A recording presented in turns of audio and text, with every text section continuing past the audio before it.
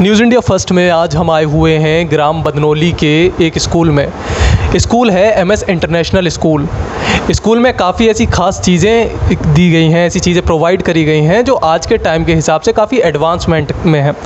आज स्कूल की प्रधानाचार्य जी जो यहाँ की प्रिंसिपल हैं वो हमारे साथ जुड़ी हुई हैं। उनसे हम इस बारे में डिस्कस करेंगे कि किस तरह ये एमएस इंटरनेशनल स्कूल एक पॉजिटिव मोटिव लेकर हमारी सोसाइटी के बीच आया है, क्या विज़न है इसका और किस तरह से इस स्कूल को हमारे सोसाइटी को नरिश करने के लिए, स्टूडेंट्स को रेडी करने के लिए ये अपनी योग्यता के अनुसार यहाँ अपनी भूमिका निभाएंगे। एक एक करके हम ये सारे सवाल उनसे करेंगे कि क्या यहाँ एडवांसमेंट के लिए एआई और रोबोटिक्स जैसी सुविधाएं बच्चों को समझाई जाती हैं, दिखाई जाती हैं, और क्या यहाँ के टीचर्स हैं, किस तरह से वो बच्चों को नरिश करने के लिए अपना रोल यहाँ निभाएंगे। नमस्कार मैम। नमस्कार sir, very good morning to all of you. Myself Mrs. Sapna Azad and I am the principal of MS International School जो बदनौली में स्थित है। मैम, जब हम बात करते हैं एक स्कूल की तो हमारे सामने एक छवि आती है कि ये वो जगह है जहाँ हमारे देश का आने वाला कल तैयार होगा।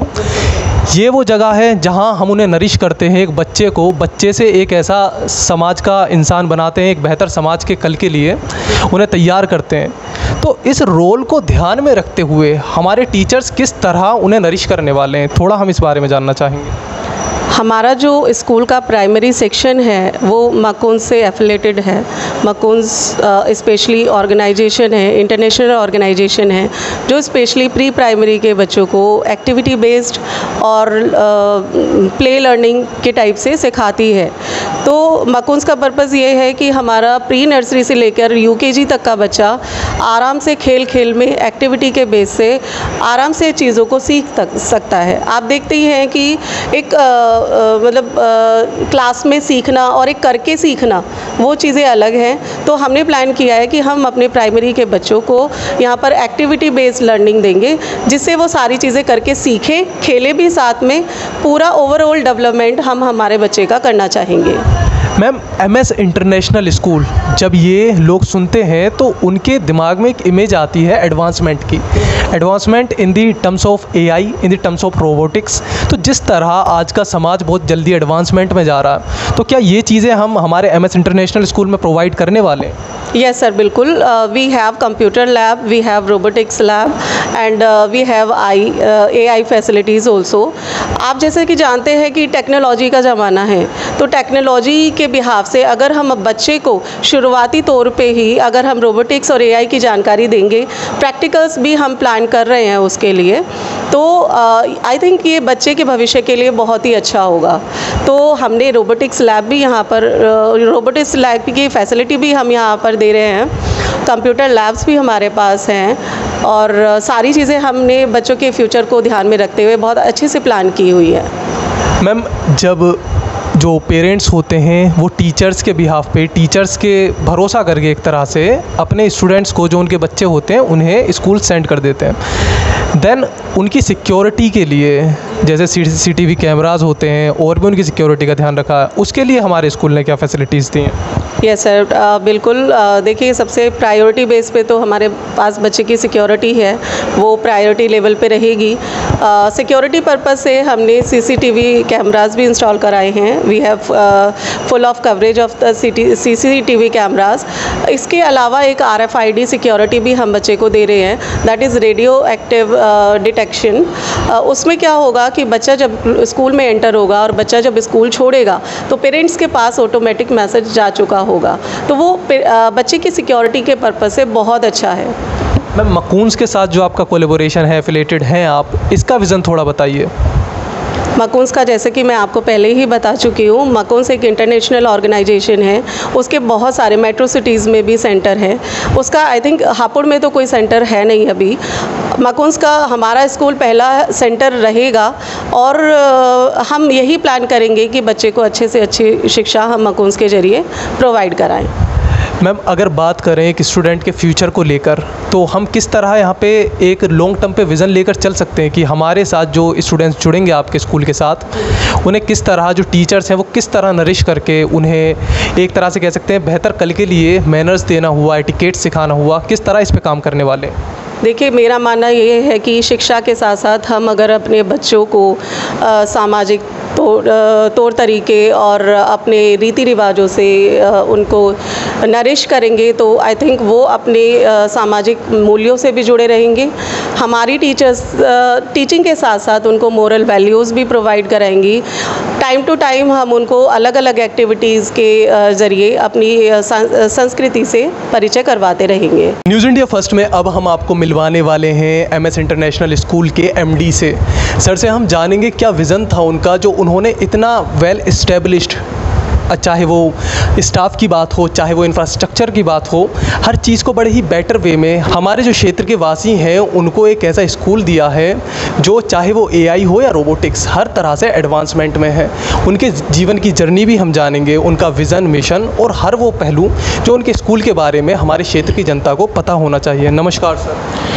नमस्कार, thank you very much news India आपका यहाँ आने पे, और हम आपके आभारी हैं कि आप हमारे बीच में आए हैं। सर, जब एमएस इंटरनेशनल स्कूल की हम बात कर रहे हैं तो आज के टाइम में हमारे क्षेत्र के लोगों के माइंड में आ रहा है एक एडवांसमेंट, चाहे वो एआई को लेकर हो या रोबोटिक्स को।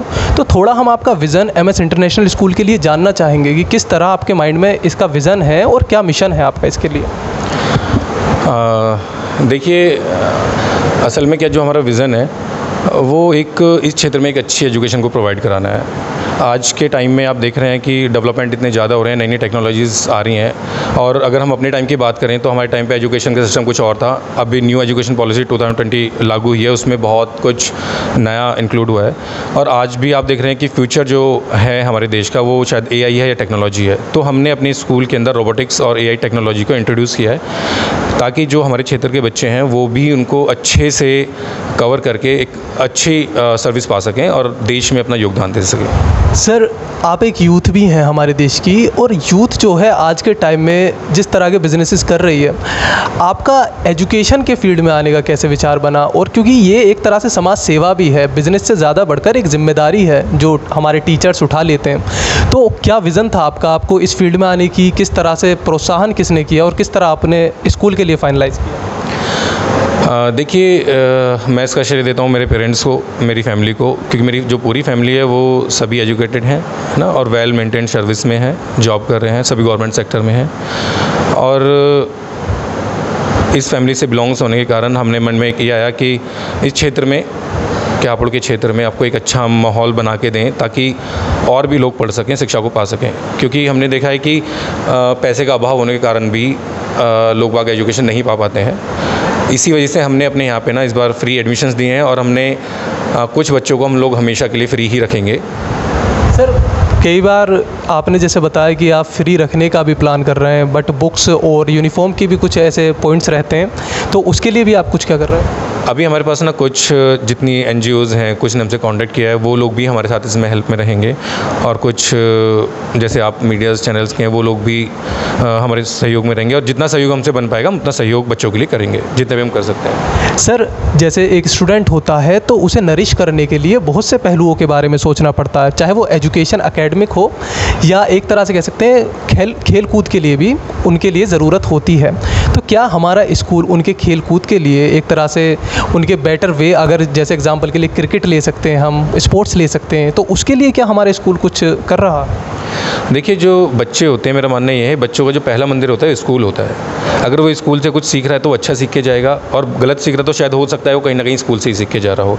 तो सबसे पहले हमारा जो टारगेट है वो ये है कि हमारे पास वेल स्टाफ जो है, जितना भी टीचिंग स्टाफ है वो एक ऐसा मेंटेन्ड है जो बच्चों को एक नरिशमेंट भी प्रोवाइड कराएगा।